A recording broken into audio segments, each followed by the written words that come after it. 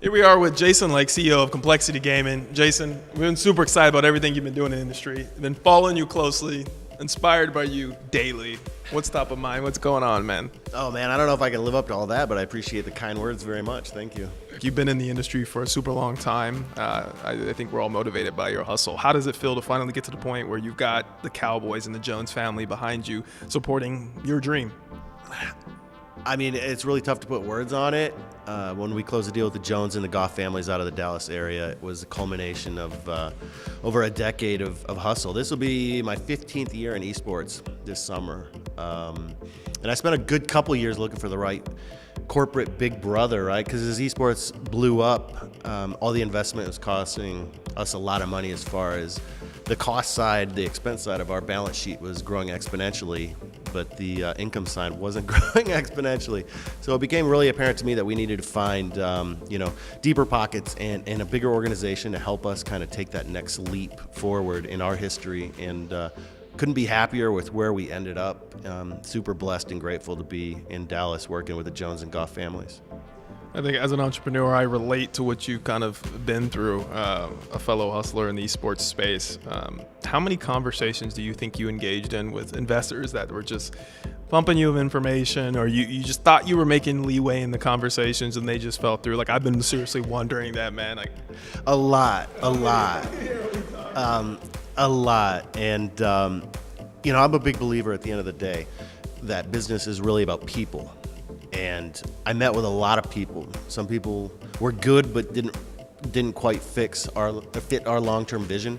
Some people, quite frankly, were bad and led me on and put me, through a bunch of hoops for nothing to find out it was all smoke and mirrors. They really didn't have the investment that they were promising to deliver. They had to go get it from somewhere else. And it was kind of frustrating, but I guess going into it, I knew it would be quite an adventure. And 2 years of meeting with some of the most compelling sports leaders in America was kind of worthwhile. I met the owner of several NFL teams, NBA teams, some really interesting tech people, some super smart people from the VC world. Learned a lot. I feel I grew a lot as a person, just kind of being out there and humble and trying to find the right relationships. And like I said earlier, when the Cowboys and the Jones and Goff contingent came a calling, I quickly knew that this was the vision and the partnership that would take us to the next level. So feel really, really grateful. It's the answer to a lot of prayers. How do you stay so grounded and humble? One of the things that concerned me in the space, I've been a gamer my entire life, is I feel like there's been an inclusion issue. People are getting a little jaded, I feel like, and kind of arm's distance, keeping outsiders out. And if anybody had a right to do that, given your longevity, it would be you. How do you stay true, to your core and avoid that? We've been doing this a long time, and I think, frankly, the economic collapse of 2008 really wiped me out. And up to that time, I've been pretty bullish. I've been pretty brash. But it was a very humbling time in my life to where I'd sold my law firm, moved to California to pursue the esports dream. In May of 2008, moved my wife, my 2 young children, all the way across the country. And then that summer, the economy imploded. And they shut down the entire global league that November. So I went from owning Complexity and a pretty successful law firm to being unemployed in California, where I wasn't licensed to practice law. So the intervening years saw me getting the intellectual property rights back to Complexity and starting it from the ground up, thinking, this will rebound and esports is going to be a big thing. I just need to hold on. And, it took much longer than I had initially thought. But, it's a long-winded way of saying, if you've failed in life and you've crashed and you've burned and you've woke up in the middle of the night, just kind of saying, what have I done? I think it has a humbling effect. And whenever you experience success after that, if you're wise and you learn from your mistakes, you realize, like, this is a blessing. I'm going to do my best to take advantage of it, because you don't know how long it'll last. Tell us about your support network, the Lake family, Ms.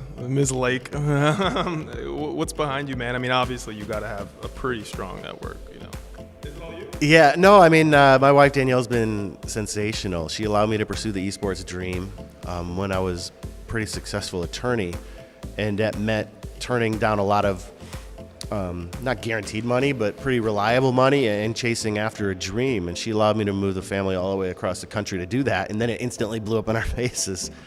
But rather than divorcing me or, just really getting on me, she went to work. She was a stay-at-home mom, and now we're broke and trying to figure out the way forward. So she went and got a job where she had to get up at 5 a.m. and hustle, 5 days a week while we were raising 2 young kids. So that's the kind of support structure I have behind me. And it really circles back again to my core belief of surrounding yourself with the right people. I surrounded myself with an amazing woman to be my wife. And when shit hit the fan, she didn't go running off into the hills. She dug down deep and went to work and, supported me and built me back up while I could rebuild complexity. And, it eventually ended up working out. But if I hadn't picked the right people, starting with my wife and other people in the organization that stayed loyal over those years, we never would have got to where we are with, with the Joneses and Goffs and at the Dallas Cowboy World Headquarters. So my biggest suggestion to people as they're out there hustling, as they're out there grinding, is be very particular about the people you really put in your inner circle. Make sure they're humble, hardworking, loyal, and trustworthy. What goes on internally? You're waking up. You got out here to California. You didn't pass the bar in California. You never got through there. Never took it. So you technically couldn't practice law. You're broke. What's pushing you every day? Like, what are you fueled by? I always talk about it, fueled by passion. That's why I know I'm so aligned in the space, because being an entrepreneur, it's what it takes when things are a little less clear. But what's internally in you? What's it spite of everybody who's doubted you? What was it? I think it was a combination of things.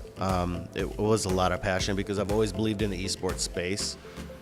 I believed very passionately that I was right, that esports were a digital sport for a new digital era. And maybe it's just that I'm stubborn to where all these people were constantly telling me I was crazy. Why would you leave a law firm? My parents, my in-laws, friends that had my best, and my best interests is the word I'm looking for, at mine, but they were unintentionally kind of like, what are you doing? Like, you need to grow up, take care of your family. And I know that their hearts were in the right place, but it was a super difficult time.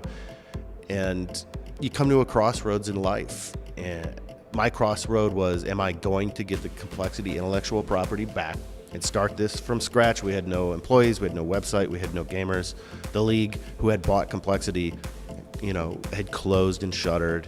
And was I going to invest my time and my life and the life of my family back into complexity after this disaster, while going out and working jobs in the real world to pay the bills, because complexity wasn't paying any bills for years? So I was out hustling, my wife was out hustling, and I was donating my time to building the complexity dream because I was passionate about it, I believed in it, and I still believe in it today.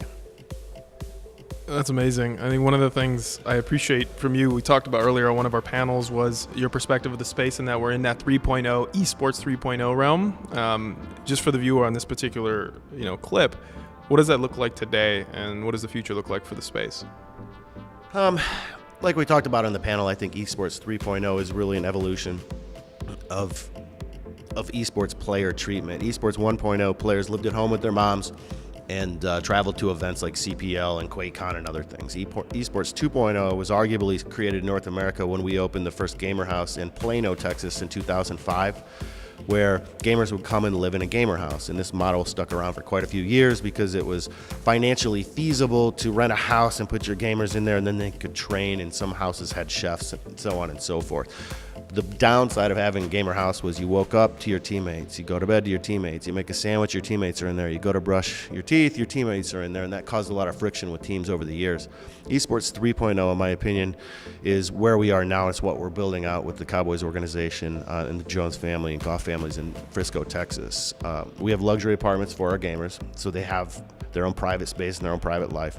They go to work in the morning, where they are provided breakfast and lunch at the Cowboys training table, where they eat alongside Cowboys players. They have free gym provided by the company so they can go work out after their nutritious meals prepared by the Cowboys chefs. They could go get exercise. Then they can go to work in a place where you have state-of-the-art training facilities, classrooms, coaches, and analysts to really maximize who they are. We've invested in a performance coach to really help them with everything from team communication to improving as individuals, focus on nutrition and well-being. And these are the things I kind of refer to generally when I say esports 3.0, because at the end of a work day, they can go out with their girlfriend, they can go home, they can crash, they can have a life, and they can work. And that's really what I'm most excited about right now, is increasing the level of player care. And it's not just complexity. We're seeing other organizations open up really compelling headquarters, Team Liquid and Immortals here in LA, and it's a really exciting time for people that have paved the path, people that have really dedicated chunks of their lives to building this space, because for a long time, we just simply couldn't afford the player treatment we wanted to provide. But now with our new partnerships, we have access to resources that make esports 3.0 possible, and it's a great thing. All right. Was 3.0 a part of your vision when you did the deal with the Goff family and the Jones family?